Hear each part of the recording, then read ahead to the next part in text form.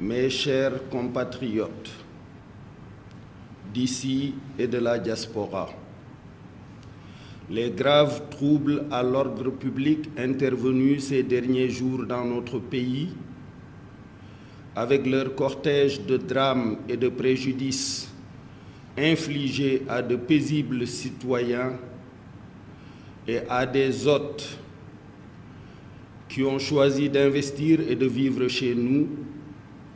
procèdent du refus d'un citoyen de se soumettre à la justice de son pays, devant laquelle il a été attrait par une plainte pour viol présumé déposée par une autre citoyenne d'égale dignité et d'égal droit. Je voudrais présenter mes condoléances aux familles des victimes, ainsi qu'à l'ensemble du peuple sénégalais, et convoiter d'Allah qu'il les accueille dans son paradis le plus élevé. J'exprime toute ma solidarité et toute ma compassion à l'endroit des compatriotes et hôtes qui ont subi des dommages dans leurs biens et dans leurs personnes et exhorte l'État à les secourir au mieux. J'exprime toute ma fierté, toute ma reconnaissance, toutes mes félicitations à nos forces de sécurité et de défense, les meilleures au monde, pour leur professionnalisme, leur courage,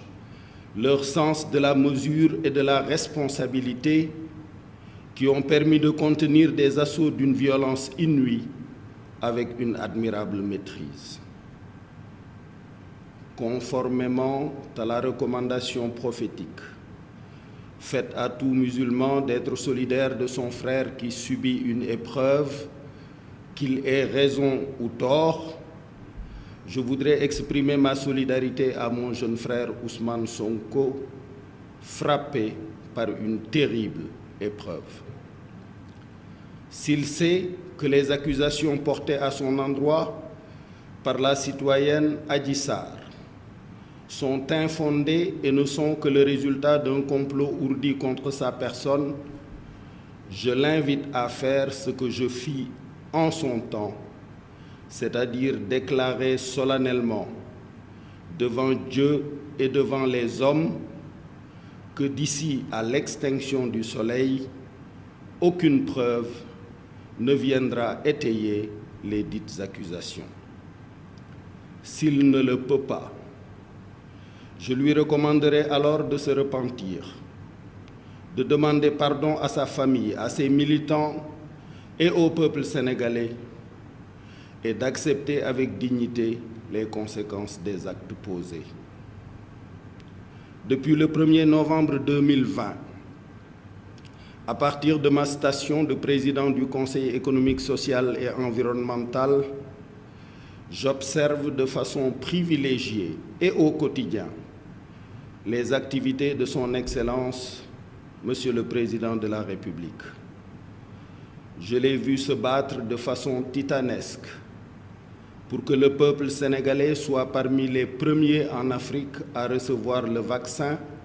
même au prix d'efforts budgétaires incommensurables. Je l'ai vu plaider avec autorité auprès de ses collègues du G7 pour que la solidarité internationale à l'endroit de l'Afrique soit à la hauteur des enjeux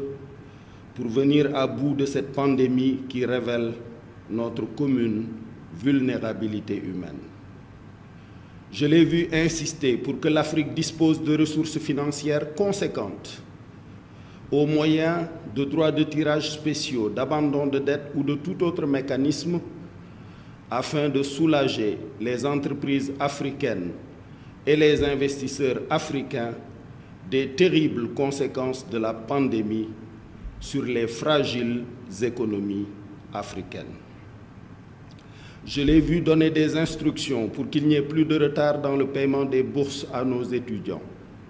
Je l'ai vu doter nos chercheurs d'un supercalculateur qui les dispense d'aller faire leurs travaux à l'étranger. Je l'ai vu répondre avec grâce aux sollicitations de ses collègues du G5 Sahel en contribuant de façon significative à la lutte contre le terrorisme djihadiste dans notre sous-région. Je le vois quotidiennement préparer avec soin son mandat en 2022 à la tête de l'Union africaine. En conséquence de tout ceci, j'atteste, j'affirme qu'il n'a pas le temps de conduire un opposant plusieurs fois à Sweet Beauté, ni de fomenter de sordides activités qui se seraient passées dans ce salon de massage. J'invite les militantes et les militants de l'opposition, patriotes sincères, partageant avec nous l'amour du pays, de sa paix, de ses intérêts et de sa prospérité, à ne pas servir de bouclier à un quelconque gourou, à ne pas se laisser manipuler ni infiltrer par des intérêts encagoulés, nationaux comme internationaux, qui, frustrés de ne pas accéder aux ressources pétrolières et gazières du Sénégal, frustrés de ne pas voir l'État accéder à leurs demandes illégitimes, nourrissent le plan de déstabiliser notre pays. J'incite mon jeune frère Ousmane Sonko, directement ou à travers ses conseils, à s'adresser à ses partisans pour les inviter à cesser toutes activités insurrectionnelles, de pillage ou de déstabilisation du pays. S'il le fait, j'accéderai alors aux nombreuses demandes à moi adressées, dont celle de notre compatriote Alioune Tine, membre éminent de la société civile africaine, d'entreprendre une médiation politique pour le retour rapide au calme. Je sais bénéficier auprès de son Excellence, Monsieur le Président de la République, d'une écoute attentive et respectueuse qui me fait espérer des résultats positifs pour cette médiation, le cas échéant. Aux autres manifestants qui n'ont rien à voir avec l'affaire Sonko Adji Sarr, mais qui sont également nos fils et nos filles, nos nièces et nos neveux, je veux dire ceci. Nous comprenons vos souffrances et votre mal-être, dus au manque d'emploi et aux difficultés de toutes sortes, engendrées par la pandémie, notamment dans cette deuxième phase où l'État n'a pas pu dégager 1000 milliards comme dans la première phase pour venir en aide aux familles et soulager les souffrances. Sachez que ces souffrances et ces difficultés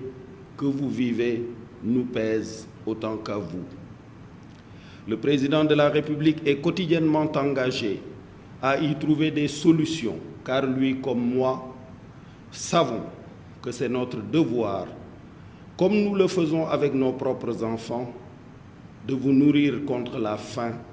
et de vous rassurer contre la crainte.